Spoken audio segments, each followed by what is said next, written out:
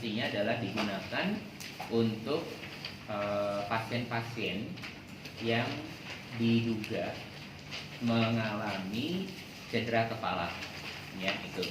Jadi indikasinya untuk pasien-pasien yang mengalami trauma ataupun cedera kepala seperti itu. Nah tentunya kita harus tahu kira-kira pasien dengan cedera kepala itu cirinya apa sih? Gitu kan? Jadi kita tahu nih pasien ini perlu dipasang collar neck atau tidak. Kira-kira apa cirinya? Ada jejas di bahu. Di mana? Di leher. Di leher. Ada jejas di leher, bener.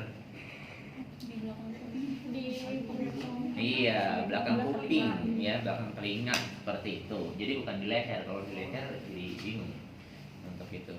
Terus biasanya kan pasien-pasien dengan trauma kapitis atau trauma kepala seperti itu, dia tadi ada kebiruan di bawah mata, ya, atau yang disebut dengan raccoon eyes, ya, seperti itu. Kemudian ada perdarahan di telinga ataupun di daerah hidung, ya, itu yang sering juga. Dan tadi adanya jejas atau kebiruan di belakang telinga seperti itu. Kemudian disertai dengan penurunan kesadaran atau diperberat dengan adanya muntah proyektil, ya. Jadi kalau kamu ketemu pasien dia kecelakaan, tidak sadarkan diri, ya, seperti itu, kemudian muntah proyektil, terus kemudian tadi ada perdarahan di daerah hidung, telinga, dan kebiruan di kantung mata serta di belakang telinga. Nah, kamu harus curiga kalau pasiennya menderita apa tadi? Cedera kepala, ya, tuh. Dan cedera kepala itu biasanya kita bagi itu ada 3 bagian, ya. Ringan, sedang, berat, seperti itu. Apa yang membedakan? Biasanya yang pertama adalah tingkat kesadarannya. Nah, kemarin kan sudah belajar tuh apa tingkat kesadaran, mulai dari kompos mentis sampai koma kan, seperti itu. Nah itu yang harus dibaca lagi. Terus kemudian dari tingkat kesadaran pasiennya itu dia tidak sadarkan diri berapa lama, gitu. Kalau umpamanya dia kurang dari setengah jam, ya, berarti dia cedera kepalanya masih ringan, gitu ya. Kalau umpamanya dia pingsannya antara 4 sampai 6 jam, berarti dia masuknya sedang, gitu. Kalau umpamanya dia 1 hari atau bahkan lebih, nah itu berarti cedera kepalanya masuk berat, ya, seperti itu. Nah itu kita bisa kenali. Nah jadi penolong tadi kan udah dengan 2T, ya, untuk RJP sama konsepnya, ya. Ketika terjadi trauma kapitis, ya, karena adanya kecelakaan tadi, ya, pasien kan tidak sadarkan diri, ya, seperti itu. Kamu harus deteksi nih kira-kira kondisinya seperti apa saat ini, ya.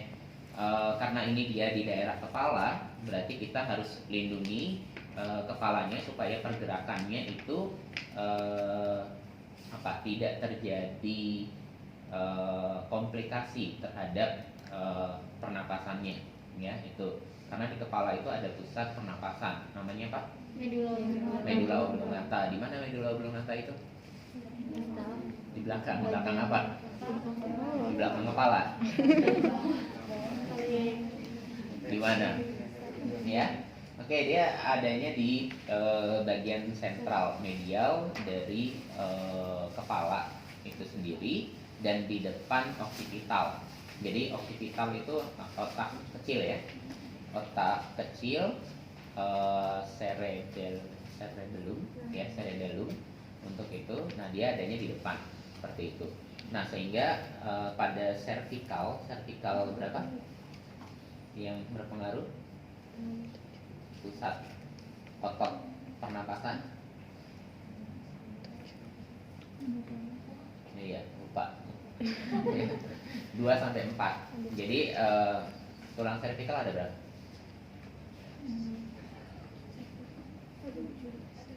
Ada?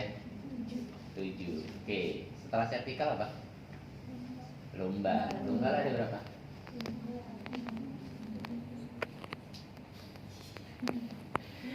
Kayak di mana ini? Ya, lumbal ada 12.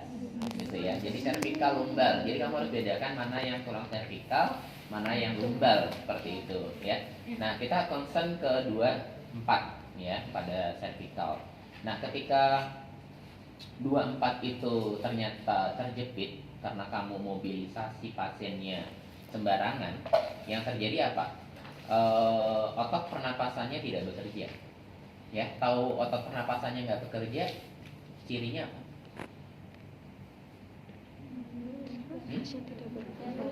Tidak ada pergerakan, tidak ada. Makanya kayak kamu tadi, oh ini udah nggak ada pergerakan, nggak ada napas, berarti apa tindakannya? RJP, ya seperti itu. Nah, ketika RJP itu juga kamu harus tahu gitu posisinya seperti apa. Nah, tadi kalau mau Bu Wati menyampaikan RJP, tapi pasiennya tadi menderita apa? Trauma kepala. Kira-kira gimana ngakuinnya? Ya kalau kamu langsung RJP, kamu mempercepat kematian pasiennya. Gitu ya, kamu mau RJP tapi kamu tahu di sini pasiennya menderita trauma kapitis, gitu ya, ada perdarahan, ada jejas, terus kemudian tadi dengan tanda-tanda yang lain, terus kamu mau main RJP aja gitu ya. Nah itu pasiennya nggak akan selamat, gitu. Kamu mempercepat kematiannya. Jadi apa yang harus dilakukan? Kamu harus imobilisasi daerah kepalanya dulu, gitu ya, baru kamu lakukan tindakan selanjutnya. Nah itu yang mungkin tadi nggak ini ya sama Bu Ati ya untuk itu. Nah inilah tugas kita medis, bagaimana menyelamatkan pasien dengan cepat dan tepat, gitu ya. Nggak cuma cepat aja ketika melakukan, tetapi juga harus tepat. Udah ganti ya? Iya, maksudnya ngomong bentar. Tadi kita harus yakinkan posisinya itu tepat atau benar. Nah, apa yang diperlukan untuk itu? Ini yang namanya penyangga kepala atau collar neck-nya. Nah, pada posisi ini, gitu ya, biasanya terbagi dua, dewasa dan anak-anak, gitu ya. Karena ini sekarang yang kita punya ini dewasa, maka yang harus kita perhatikan ukuran lehernya ya itu harus tepat ya dengan ukuran collar neck-nya seperti itu, sehingga dia bisa menyangga, jadi nggak kebesaran. Kalau mamanya kebesaran tetap ada pergerakan, nah ini yang mengakibatkan komplikasi ya. Jadi apa yang harus dilakukan, kamu harus ukur itu mulai dari rahang bawah ya sampai ke penyangganya, berarti tulang di sini klavikulanya ya sampai ke bahunya seperti itu. Jadi mulai dari rahang bawah. Nah ini kalau mamanya pasien miring kiri atau kanan ya, itu jangan digerakkan dulu kalau ketika kamu tahu adanya tadi resiko trauma kepala. Jadi nggak boleh dimobilisasi ya. Nah jadi apa yang harus dilakukan? Nah ini mana yang bisa dicapai ya, penolong harus memperkirakan, oh kira-kira dari rahang bawah sampai ke tulang klavikulanya itu berapa jari gitu ya. Kenapa kita pakai jari? Karena itu yang mudah. Kalau namanya kamu ngantongin penggaris atau meteran ya boleh juga gitu ya. Tapi kan kadang nggak, kecelakaan nggak bisa diprediksi. Oke, itu sampai sini ada pertanyaan? Enggak? Ya. Oke, ini alatnya. Yang pertama tadi setelah kamu tentukan ya, ini di saya berarti 5 jari ya. Karena jari kita kan beda-beda ya. Ada yang jarinya mungil, ada yang besar seperti itu kan ya. Nah, nanti disesuaikan sama jari si penolong. Nah, ini kita tentukan di sini 5 itu dari mana? Gitu ya. Ini 5 jari. 5 jari ini dari atas ya sampai ke yang kuning ini. Gitu. Jadi patokannya dari yang atas ini ke kuning ya untuk kategori ini. Nah, berarti kalau maunya di sini, nah ini kan kuningnya ke bawah nih. Ya, berarti kan kebesaran gitu. Jadi saya harus perkecil lagi gitu. Caranya gimana? Nah, di bawah ini ada untuk mengunci press lock dan unlocknya ya untuk itu. Nah, berarti saya harus buka dulu ya. Nah, caranya apa? Dengan cara menekan bagian dalamnya ya. Bagian dalamnya saya tekan ke sini sehingga itu tidak terkunci. Dan ini ingat ada kiri kanan gitu ya. Dua-duanya harus dibuka gitu. Ditekan ke atas ya.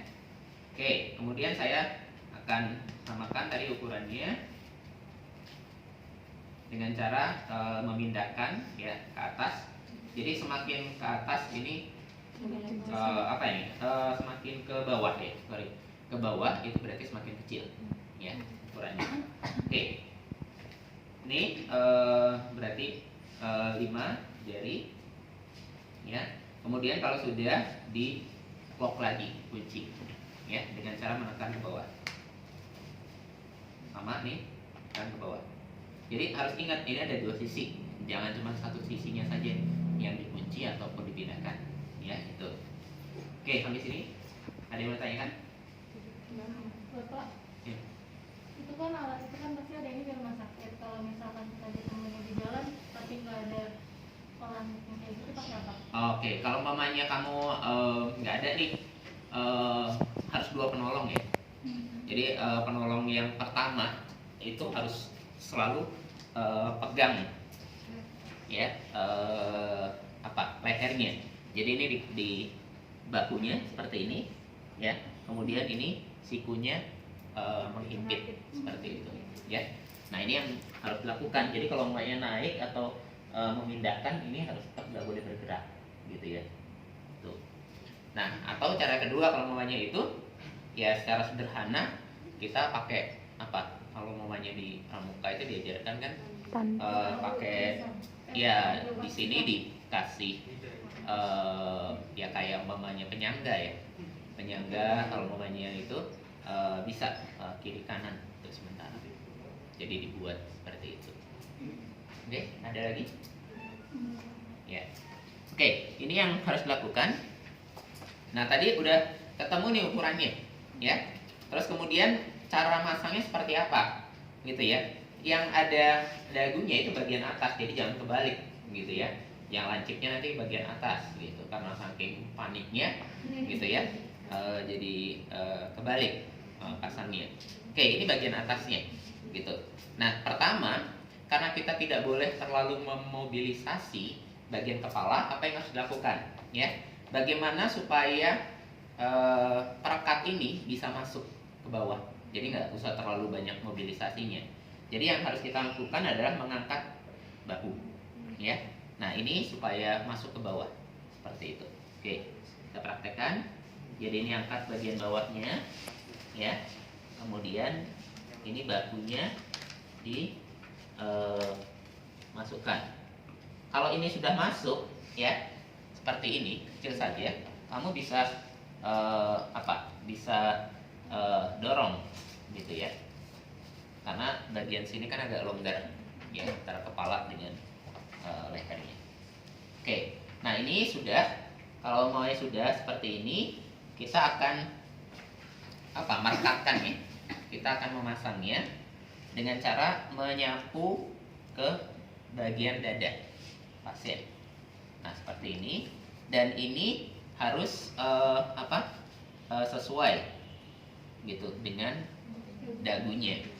Gitu. Jadi pegangnya ke sini dan kemudian ke arah. Jadi pada posisi awal samping, nah dia nanti dagunya diperbaiki tapi dengan bantuan collar neck-nya. Gitu ya. Nah, seperti ini dan kemudian kita rekatkan. Ya, nih. Nah, jadi ini posisinya ya seperti ini dan kemudian ini langkah pemasangannya sudah selesai. Oke, sampai sini ada ditanyakan? Enggak? Oke, kalau nggak ada kita lanjut ke yang kedua. Oke, kita mau pindahkan nih pasiennya ke longboard spinalnya.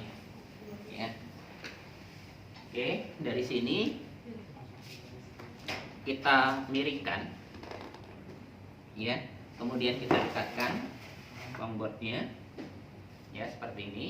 Terus kemudian kita baringkan kembali, ya seperti itu. Terus kemudian, ya, nah ini kan masih ada apa jeda ya dari pasien ke longboardnya. Nah ini kita mobilisasinya dengan cara bakunya ini ditarik. Ya. Oke. Nah ini harus ada di tengah relnya, ya. Jadi kiri dan kanannya ini harus ada di tengah relnya, gitu ya. Nah ini kan belum ya. Oke, kita tarik sedikit lagi, ya, seperti ini. Jadi pastikan ini ada di samping kiri dan kanan. Nah sekarang bagaimana memasangnya, gitu ya. Ini biasanya dalam keadaan terkunci, jadi kamu harus ke atasin dulu bukanya, ya, bisa geser kiri dan kanan untuk itu. Nah ini posisinya setelah tidak terkunci, letakkan paling pinggir, ya, dulu paling pinggir di relnya. Jadi atas, kemudian letakkan di paling pinggir. Oke. Nah ini kita bisa lihat di sini. Kalau umpamanya dia agak apa, pasiennya agak terlalu maju ya seperti ini. Nah ini kan berarti dia bisa menyesuaikan ya kalau umpamanya dalam keadaan tidak terkunci seperti itu. Oke, nah ini kita dekatkan ya, kemudian kita press ke bawah ya untuk itu. Nah ini sudah rapat dan kemudian tadi kita pasang ya, ini bagian ini ke sini. Ini udah enggak nempel lagi. Nah ini bagian sini ya seperti itu. Oke, ada yang mau ditanyakan? Ya, ini dilakukannya 5 menit nanti ya. Jadi yang pertama kalian nggak sama ya perkenalannya dengan apa prasat ini kan karena ini pertolongan kegawatan. Jadi begitu ketemu pasiennya udah langsung dikaji gitu ya. Kajinya gimana? Panggil aja namanya, ya. Bu, namanya siapa? Pasiennya nggak respon. Oke. Kemudian yang kedua, panggilan yang kedua dengan cara sentuhan, ya. Kayak gitu. Bu, namanya siapa? Oke, pasien tidak respon, ya. Kemudian tadi dilakukan pengkajian, oh ada perdarahan, ada jejas dan sebagainya. Oke, kemudian kamu lanjutkan pakai sarung tangan, pakai apa? Apron, ya di situ. Terus kemudian setelah itu ukur, ya. Kemudian setelah ukur baru pasang itu tadi, ya bagian bawahnya. Terus kemudian ya udah selesai pemasangan longboard, selesai seperti ini, ya. Ada yang mau tanyakan? Oke, simpel kan? Ya, kayaknya paling mudah nih di antara 4 perasaan yang lain. Oke, ya asal jangan dipaksa aja, begitu dipaksa taunya patah gitu kan? Ya kan? Jadi repot nih. Ya, sebetulnya sih kuncinya mencoba jadi rilis dan locknya. Ya, karena kalau lihat aja kadang-kadang kan nggak bisa mana yang dilepas, mana yang dilonggarkan seperti itu. Oke, ada lagi yang mau tanyakan? Oke, kalau mamanya tidak, nanti tinggal bagaimana mempraktekannya. Oke. Bapak, berarti kita nggak perlu kenalin diri Pak, kayak gitu, langsung kaji aja. Iya, ya nggak perlu kan, ini kan kondisinya kegawatan. Jadi begitu datang ke pasien, langsung pak. Ya udah langsung bu, seperti itu, nggak respon, baru dengan sentuhan.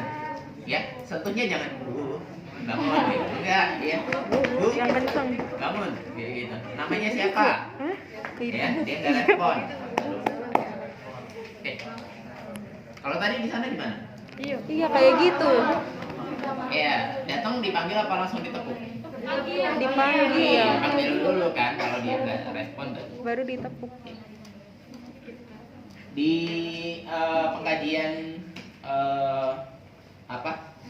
tingkat kesadaran udah tadi disinggung sama Bu Ati ya?